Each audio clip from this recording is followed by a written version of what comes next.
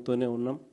చిక్కటి చిరునవ్వుతోనే ప్రజలకు చెప్పిన ప్రకారం మేనిఫెస్టోలో ఏదైతే మాట చెప్పామో ఆ చెప్పిన ప్రతి మాట కోవిడ్ లాంటి కష్టాలున్నా కూడా మీ జగన్ ఏ రోజు కూడా బటన్ నొక్కడంలో ఏ రోజు కూడా వెనకడుగు వేయలేదు.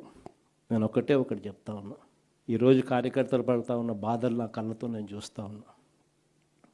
కేవలం వైఎస్ఆర్ కాంగ్రెస్ పార్టీని ప్రేమించినందుకు, కేవలం జగన్ను సొంత కుటుంబ సభ్యుడిగా ఆప్యాయంగా ఆదరించినందుకు ఈరోజు వైఎస్ఆర్సీపీ కార్యకర్తలకు ఏదైతే ఇబ్బందులు పడుతూ ఉన్నారో ఆ బాధలు ఆ కష్టాలు స్వయంగా నేను చూశా కాబట్టి ఈరోజు చెప్తా ఉన్నా. ఇక నెక్స్ట్ వచ్చే జగన్ 2.0లో మాత్రం పరిస్థితి ఉండదు అని చెప్తాను. మొట్టమొదటి పీఠం కార్యకర్తకే వేస్తా, ఈ మాత్రం ఖచ్చితంగా చెప్తా ఉన్నా. ఈరోజు ఎవరెవరైతే పోలీసులు, ఎవరెవరైతే అధికారులు, ఎవరెవరైతే మిమ్మల్ని ఇబ్బందులు పెట్టారో అందరి పేర్లు నోట్ చేసుకోండి. నేను చెప్తా ఉన్నా, మీరు నోట్ చేసుకోండి. ఒక్కొక్కడిని మాత్రం యూనిఫామ్కు ఉన్న వాల్యూ ఏమిటి అనేది వాళ్ళకి అర్థం కావాలి. యూనిఫామ్ అంటే ప్రజలకు మేలు చేయడం కోసం యూనిఫామ్, అంతేగాని అధికారంలో ఉన్న వాళ్ళ కోసం సలాములు కొడుతూ గులాంగిరి చేస్తూ ఇటువంటి చిత్రహింసలు పెట్టే కార్యక్రమం ఈరోజు అయితే ఏదైతే జరుగుతూ ఉందో దీనికి తెర పడాలి అని అంటే ఏదైతే నువ్వు విత్తినావో అది ఎలా పండుతుంది అనేది నీకు తెలిస్తేనే ఇంకొకసారి నువ్వు ఆ ఇత్తనం ఇత్తడానికి నువ్వు భయపడే పరిస్థితిలోకి నువ్వు వచ్చినప్పుడే ఇది జరుగుతుంది.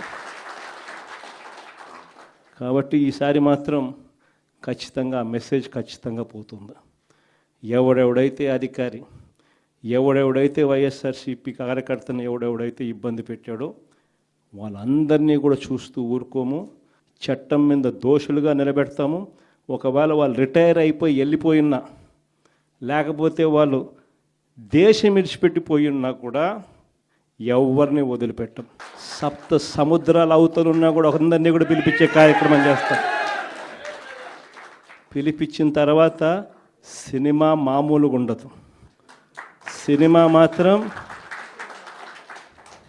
అదో లెవెల్లో ఉంటుంది. సినిమా మాత్రం చిత్తూరు జిల్లా కుప్పం నియోజకవర్గం నుంచి రామకుప్పం మండలానికి చెందిన ఎంపీటీసీలు, సత్యసాయి జిల్లా పెనుగొండ నియోజకవర్గం నుంచి రొద్దం మండలానికి చెందిన ఎంపీటీసీలు,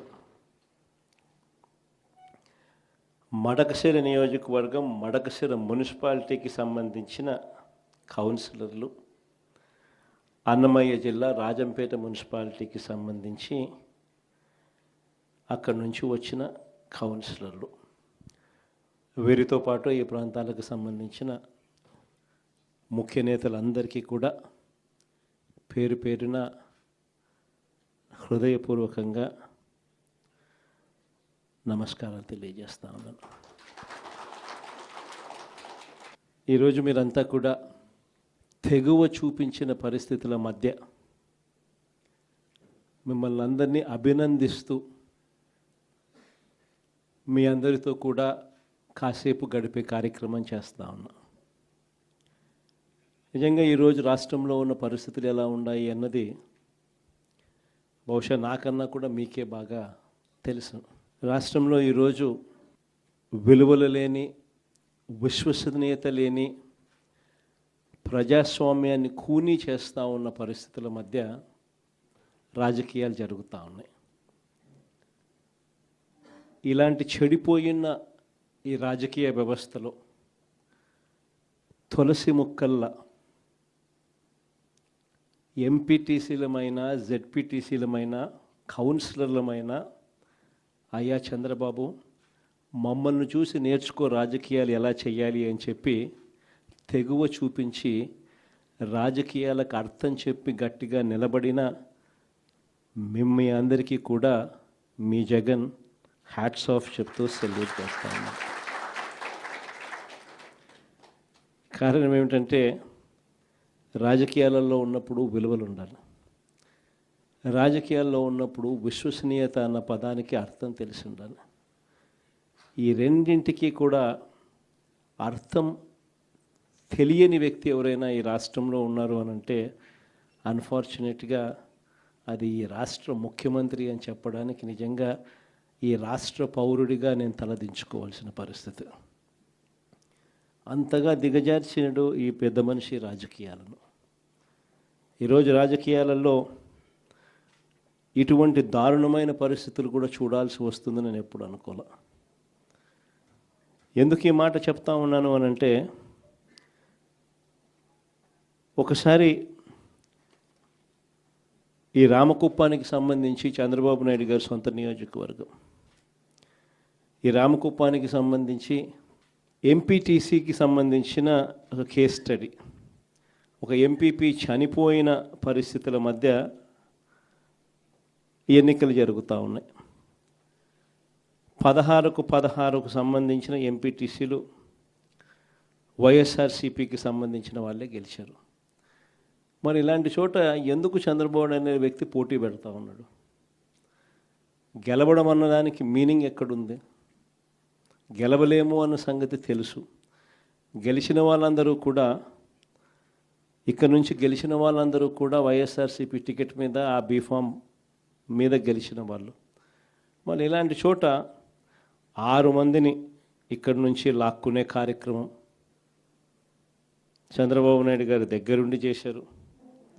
తర్వాత వైఎస్ఆర్సీపీ ఎంపీటీసీలు ప్రయాణం చేస్తూ ఉన్న, మిగిలిన ఎంపీటీసీలు ప్రయాణం చేస్తూ ఉన్న వాహనాన్ని దగ్గరుండి పోలీసుల చేత అడ్డుకున్నారు. హైకోర్టు ఆదేశాలతో భద్రత కల్పించాల్సిన పోలీసులు సాక్షాత్తుగా దగ్గరుండి చంద్రబాబు నాయుడు గారికి వాచ్మెన్ లాగా తయారయ్యారు. చివరికి కోరం లేకపోయినా కూడా 6 మంది సభ్యులు మాత్రమే చంద్రబాబు నాయుడు గారి ప్రలోభాలకు లొంగి అటువైపున వెళ్ళిన పరిస్థితుల మధ్య కూడా ఏకంగా డిక్లేర్ చేసుకున్నారు అధికారుల చేత. ఇలాంటి రాజకీయ వ్యవస్థతో మనం పోటీ చేస్తూ ఉన్నాం. సత్యసాయి జిల్లా పెనుగొండ నియోజకవర్గం రొద్దం మండలం, ఇక్కడ కూడా పరిస్థితి చూస్తే ఎలా ఉంది అంటే, ఏకంగా 15 ఎంపీటీసీలకు 15 ఎంపీటీసీలు వైఎస్ఆర్సీపీనే గెలిచింది. మళ్ళీ ఇక్కడ పోటీ పెట్టే పరిస్థితి మామూలుగా ఎవరు చేయకూడదు. ఇక్కడ కూడా ఎంపీపీ చనిపోయిన పరిస్థితుల మధ్య ఇక్కడ ఎంపీపీని ఎన్నుకునే ఉప ఎన్నిక జరుగుతూ ఉంది. ఇక్కడ కూడా తారుమారు చేయడానికి చాలా కష్టపడ్డాడు. దగ్గరుండి చంద్రబాబు నాయుడు గారే తన కుప్పంలో ఇలాంటి దిక్కుమాలిన రాజకీయాలు తానే చేస్తూ రాష్ట్రంలో ఉన్న అన్ని ప్రాంతాలకు కూడా ఇదే మాదిరిగా మీరు కూడా రాజకీయాలు చేయండి అని చెప్పి తానే దిక్సూచిగా నిలుస్తూ తానే ఇలాంటి చెడిపోయిన రాజకీయాలను ప్రేరేపిస్తూ ఉన్నాడు. సత్యసాయి జిల్లా మడకశిర మున్సిపాలిటీ 20 మంది ఇక్కడ నుంచి కౌన్సిలర్లు, వైఎస్ఆర్సీపీకి సంబంధించి 15 మంది గెలిచారు. చంద్రబాబు నాయుడు గారికి సంబంధించి 5 మంది మాత్రమే గెలిచారు. పాపం ఎస్సీ కాన్స్టిట్యున్సీ లక్కప్ప లాంటి పాపం ఒక చిన్న కార్యకర్త అక్కడి నుంచి మన పార్టీ తరఫున ఎమ్మెల్యేగా నేను. ఎస్సీ కాన్స్టిట్యున్సీ ఇలాంటి చోట కూడా ప్రలోభాలు పెట్టి ఆ కౌన్సిలర్లను లాగాలి అని చెప్పి విశ్వ ప్రయత్నం చేస్తూ ఉన్నాడు అని అంటే రాష్ట్ర చరిత్రలో ఎవడు ఉండడు ముఖ్యమంత్రి స్థానంలో.